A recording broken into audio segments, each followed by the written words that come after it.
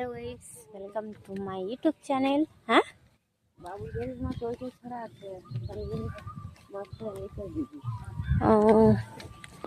তো গাইস দেখো, আমরা এসেছি ঘেরিতে। আর ঘেরির কি অবস্থা দেখো, পুরো জল শুকনো হয়ে একদম পুরো মাটি শুকনো হয়ে ফেটে গেছে।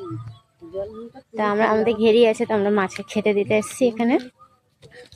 তাই দিদা বলে দিচ্ছে আমাকে যে এখানে মাটি কিনে কি অবস্থা, যে পুরো ফেটে গেছে।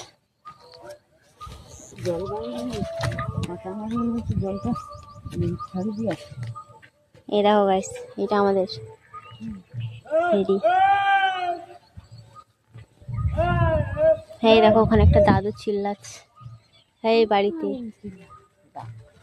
মাথার ছিট হয়ে গেছে সেই জন্য না,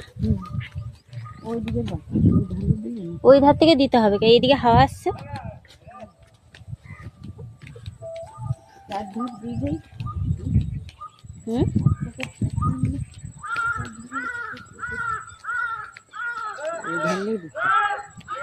এদিকে হাওয়া না, আমি বলছি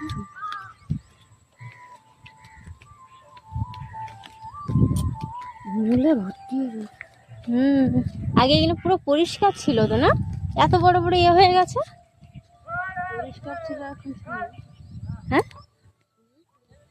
কি অবস্থা হয়েছে দেখো গাইস, এত বড় একটা ঘেরি, সেটাকে কেউ পরিষ্কার করে না, কিছু না। এত বড় বড় বন জঙ্গল হয়ে গেছে। এখানে কত মাছ হতো, এখানে জায়গাটা অনেকেরই।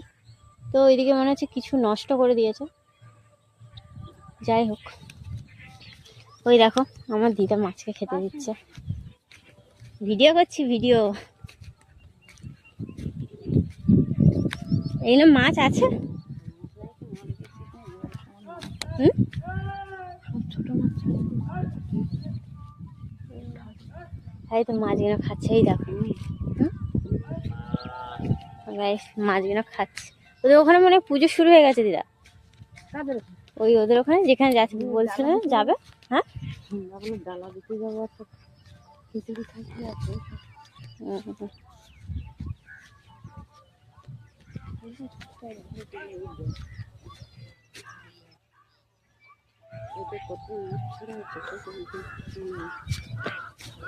এটা অনেকটা মাছ আছে না, এটা অনেক মাছ আছে না।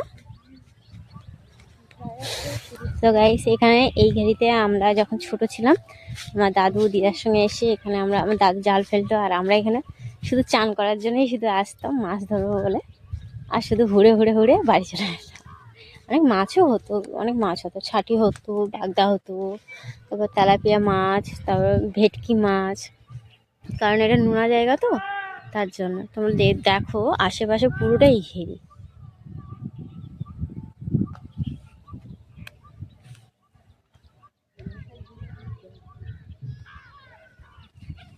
দেখেছো, মানে আশেপাশে পুরোটাই ঘেরি আর কি। এখানে আশেপাশে সবাই ঘেরি করে।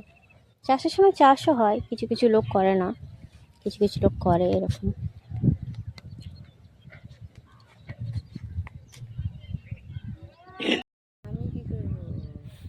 এরকম ধরো ইয়ে কোনাটায় দিয়েছি, কোনাটায় দিয়েছি, কোনাটায় দিয়েছি,